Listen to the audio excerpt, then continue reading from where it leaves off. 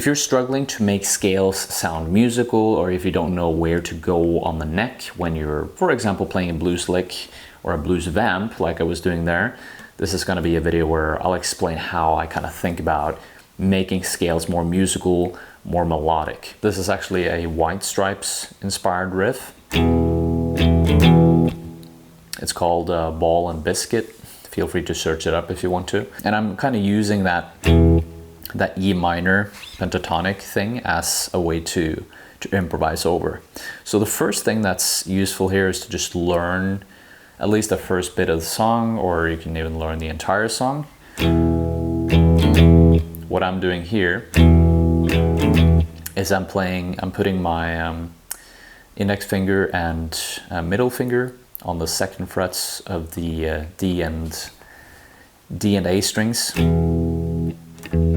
and then I strum those first upper strings there, and then I lift them up so that I'm just playing the first three strings open like that.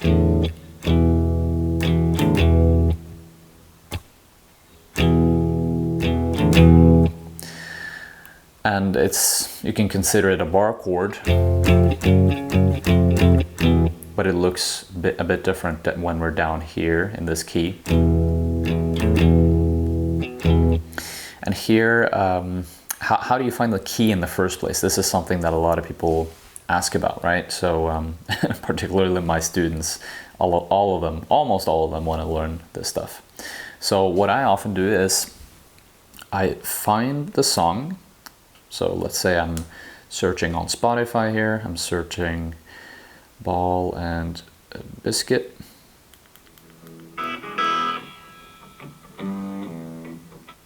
What I'm looking for is the very first note or the very first chord. And in this case it sounds like this note right here. And 80% of the times, not all the times, but 80% of the times when you're listening to the first chord or note of a song, that's the key of the song.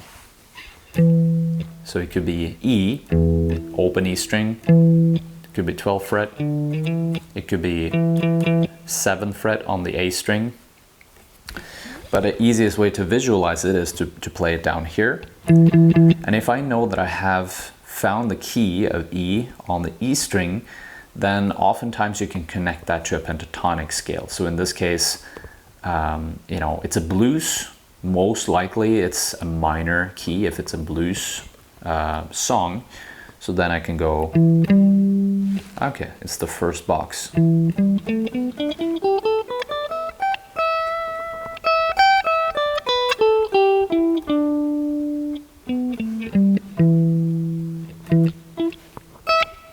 Right? The reason I'm able to do that is because I've just done this with a million songs at this point. But it's actually, like, the framework for doing this is super easy. You learn a song, you find the key by listening to the first chord, and then the next step is to play the pentatonic box over it. And then, what I would do is I would play it down here, which can be a little bit more difficult to see how that first box appears, because the nut is literally working as we're using the nut as a capo in this case.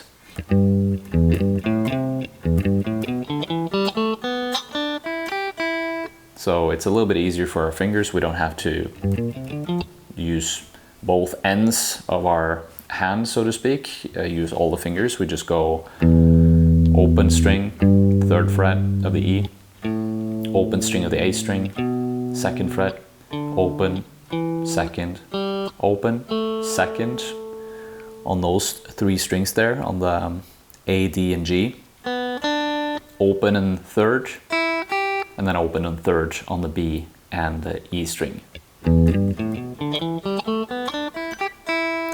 And if I know that, I've connected this, if I know that I have that first box there, what I can do is I can play around and visualize other shapes. This is what I did in the previous video as well, where we talked a little bit about how to turn scales more melodic, right? So then we have the second shape here.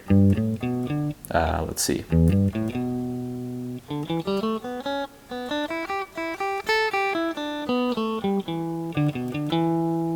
So that would be the second shape. I'm not going to show you exactly step by step this shape because you can look that up for yourself if you want. Second box, second pentatonic box.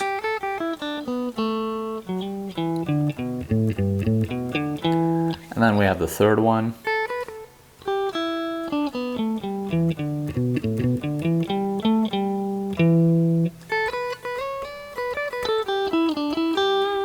Fourth.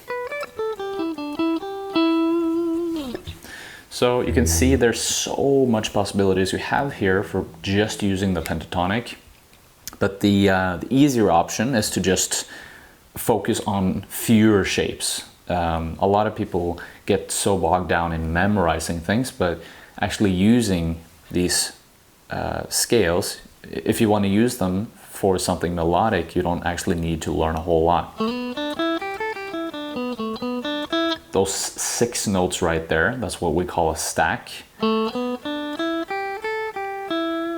gonna get into why that's a stack in a different video perhaps, but if I'm just playing that vamp,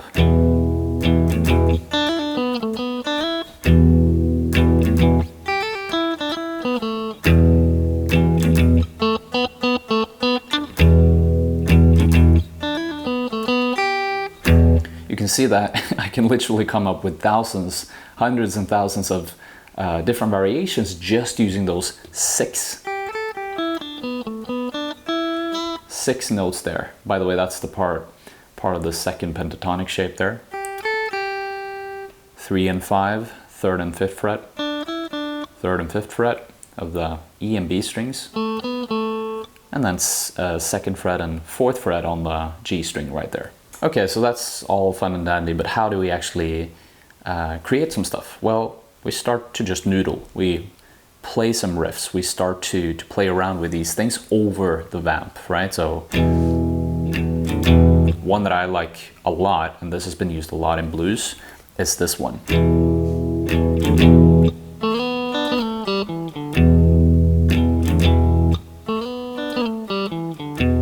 So you can start off with that, and then you can build, come up with more complicated ideas if you want. Maybe I'll add a hammer on.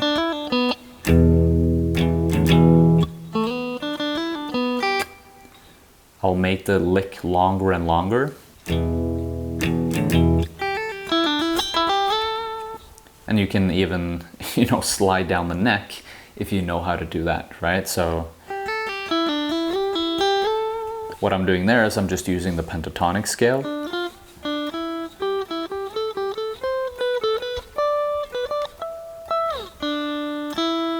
I'm using the pentatonic scale not up and down the neck, but horizontally, basically. I'll probably make another video on that in the future as well. But organizing your ideas, like what I often do is I'll record some ideas on my phone, for example, right? I'll record some ideas. Actually, what I use the most is I use Ableton, and then I just record some ideas, and then I try to organize them in a way that makes sense. So before I made this video right here, I knew that I wanted to have this vamp, and I knew that I had some licks going, but then I organized them so that they went from less complicated to more complicated.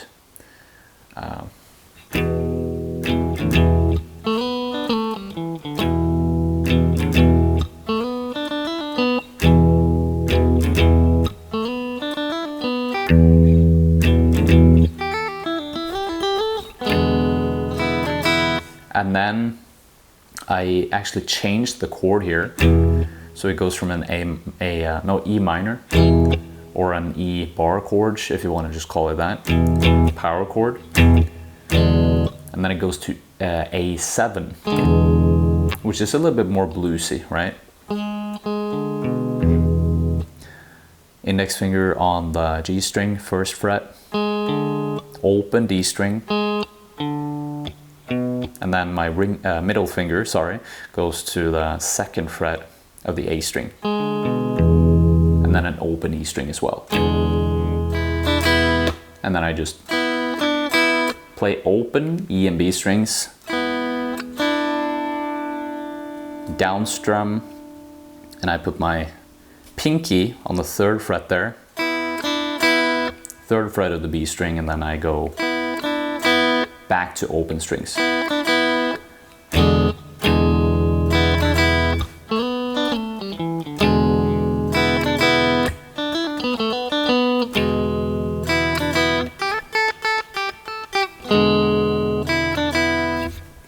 So that adds a bit more of a blues feeling to it. It's a much fuller chord, right?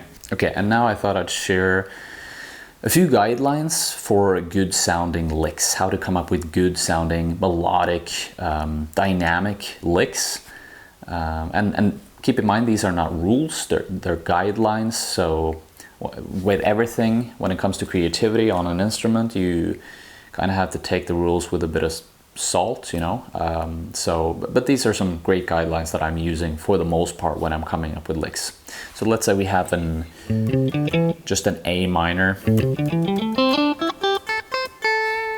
pentatonic, right? Starting here, 5th fret.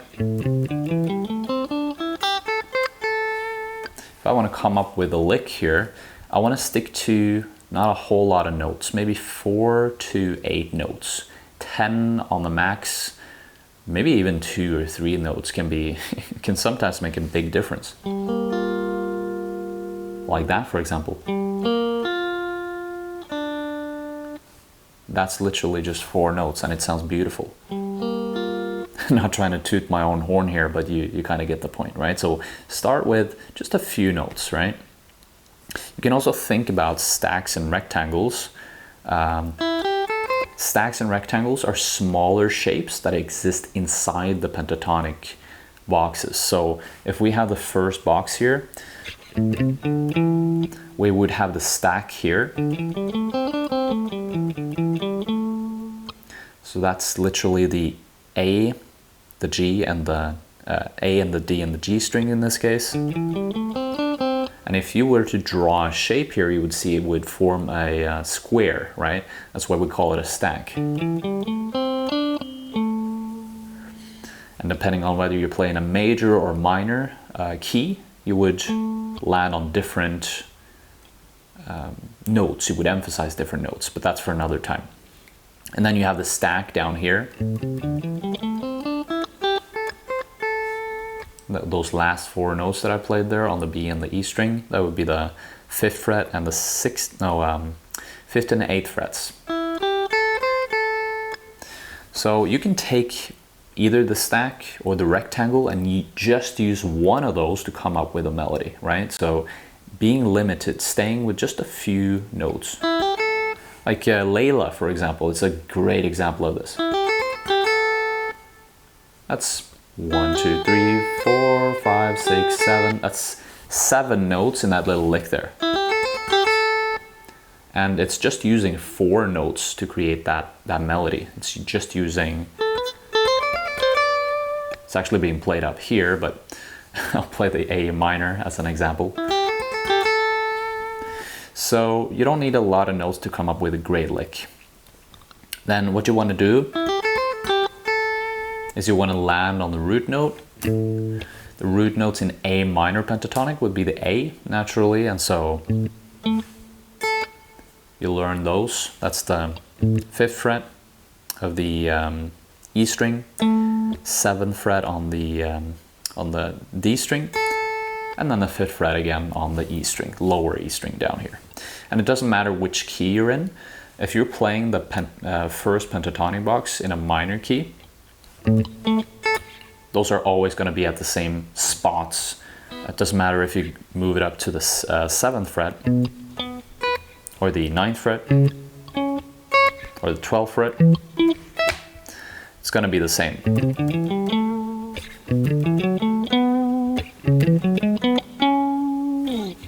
It's going to sound the same no matter what pitch you're at, basically.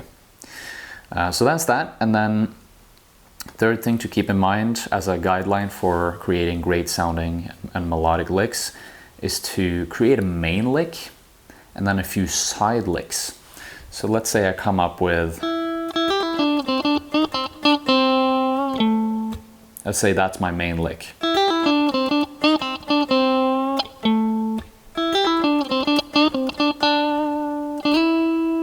That could be my side lick, right? So I changed the tail end of the lick. But that first bit is the main part that I want to repeat a few times.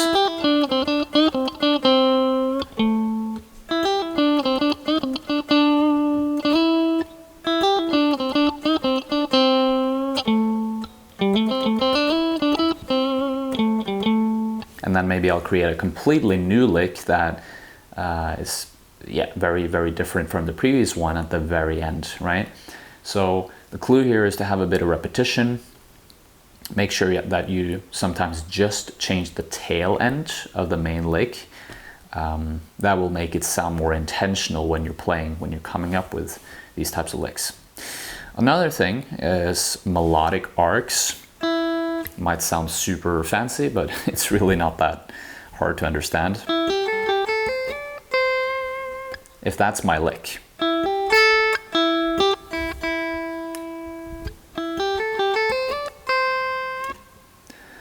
you'll notice that most of these notes are climbing up in terms of pitch. Instead of going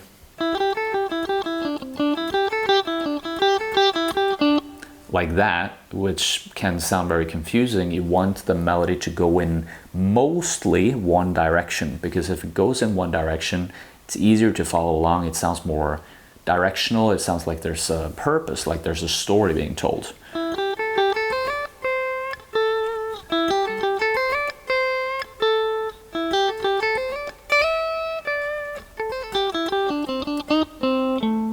And then at the very end, the fourth variation of the lick, so to speak, you can see that the melody,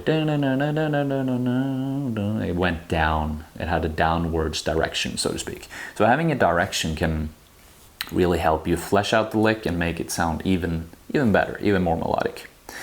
Then we have other things. I call these the elements of contrast. These are, you can also use these as guidelines. One example would be speed and note density. You'll see that the speed, the first 2 or 3 notes, they're kind of fast. And then I slow it down towards the end. I can even slow it down more, or I can speed it up. Maybe the first section is very fast, there's a lot of density between the notes, and then the last section has less density between the notes. That can also be something to take into account, having a bit of contrast. Techniques, you can vary up the techniques. You'll see that I'm using a lot of hammer-ons and pull-offs. Right, so hammering on, pulling off. But you can also bend up and down.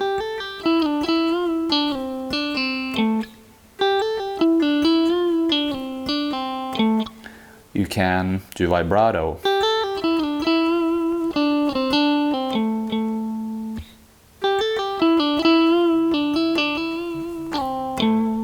Right? There's a lot of different techniques. Those are the most basic ones, but adding a few different techniques here and there can also add a lot of contrast and make the licks sound more interesting. Another interesting example is lagging behind the beat. So if I pull up my trusty metronome here, I can set it to, let's see, 80 beats per minute, for example. Like I can stay on the beat like this.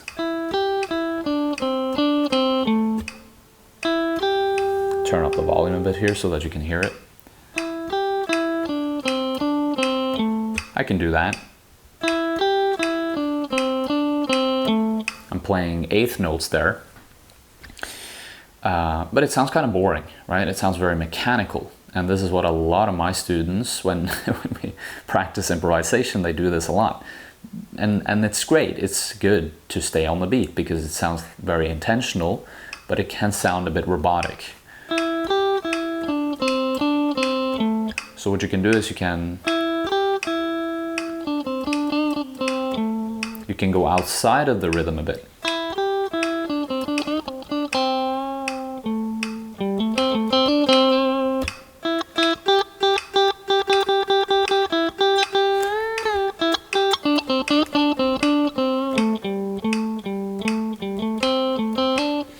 And you kind of go in and out of the beats. This is very difficult to master, especially if you don't have a strong sense of rhythm. So I highly recommend you first practice with a metronome to get this right. And then, you know, if you could learn a side instrument like drums or some type of percussion, that's going to help a lot with kind of helping you modify your feel, as we call it sometimes. Another thing that you can do is you can vary up the pick attack. Pick attack is just how hard you strum each note. So at this example, what I just played here, the pick attack stays the same, relatively the same. But if I start off with a very strong pick attack and end a little bit softer, you'll really hear that has a very, it has a solid effect. And I can emphasize certain notes and have lower pick attack on other notes to emphasize them less.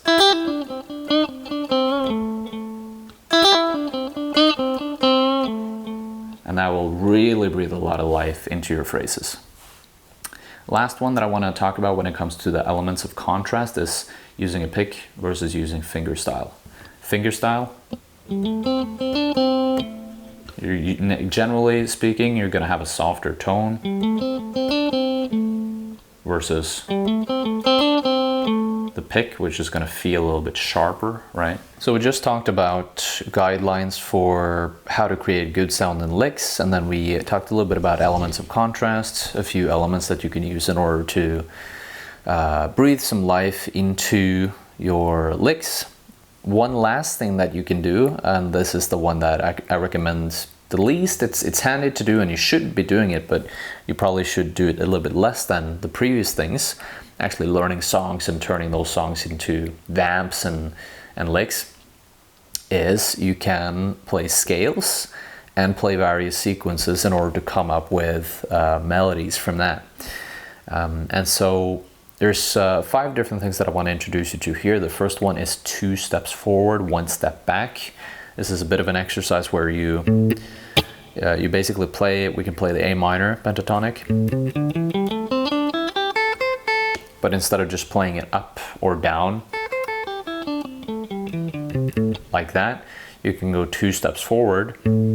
So 1, 2, and then you go 1 step back, and then you go 2 steps forward, 1, 2, and then 1 step back. And then you do that throughout the entire thing. So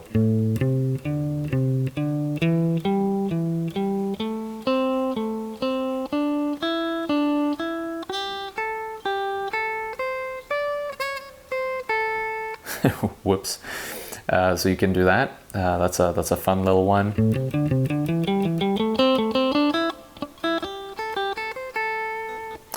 And then you can do that with different boxes as well, by the way. I highly recommend you do that. You can even do it with regular scales.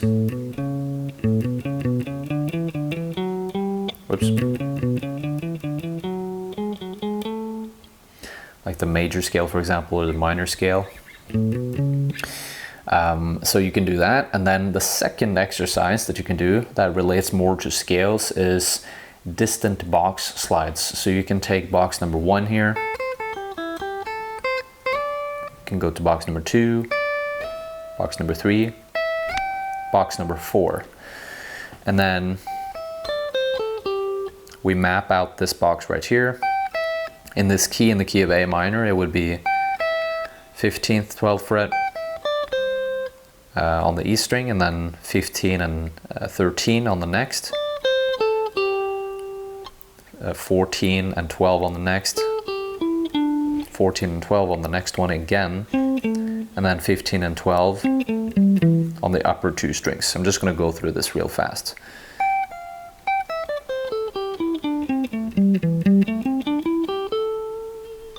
And then you can transition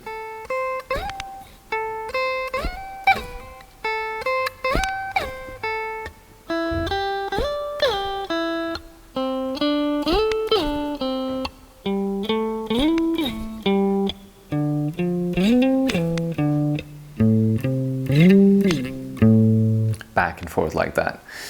As you can see, I'm not, I haven't done this in a while, so make a few bum notes, make a few mistakes here and there. But this is one you can do. That really helps you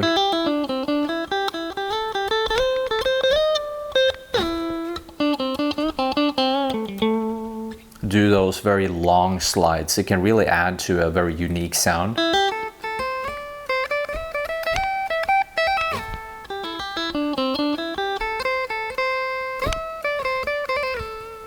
If you slide from not just one box to the next, but like you slide from the 1 to the 3 or the 1 to the 4 or the 5, it can really help you come up with licks that really just transform across the neck, right?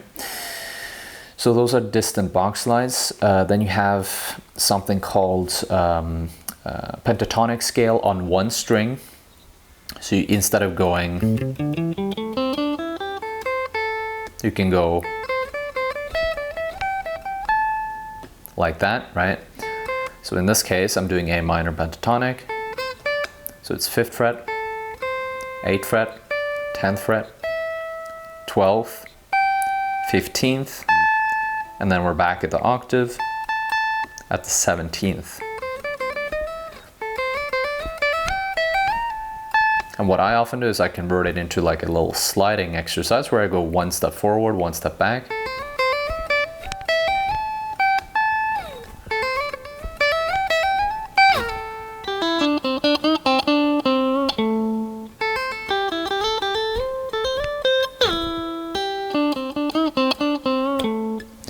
And you can do it on all the strings as well if you want to do that, if you want to get very meticulous about it. And you can even do other scales as well. You can do the major scale.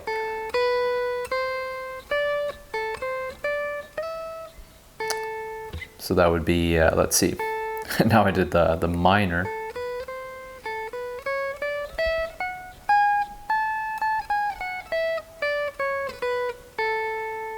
You can play up and down the major scale on one string.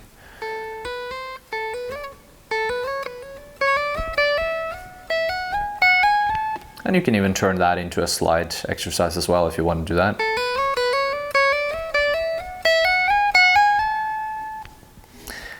Really fun stuff, helps you go from one place to another. And then at the very end of the day, you want to turn this into something melodic. You want to turn it actually into a lick.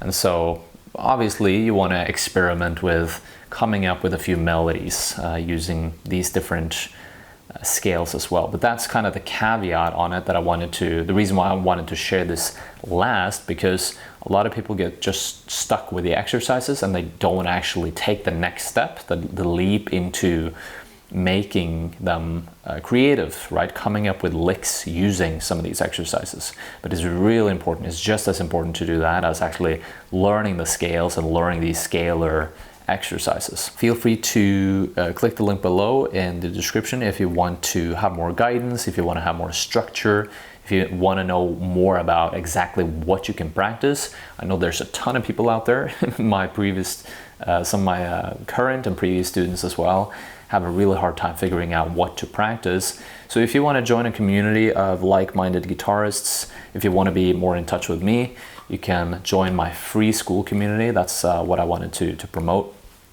So yeah, it's completely free for the right person. Check it out and I'll see you later. Cheers.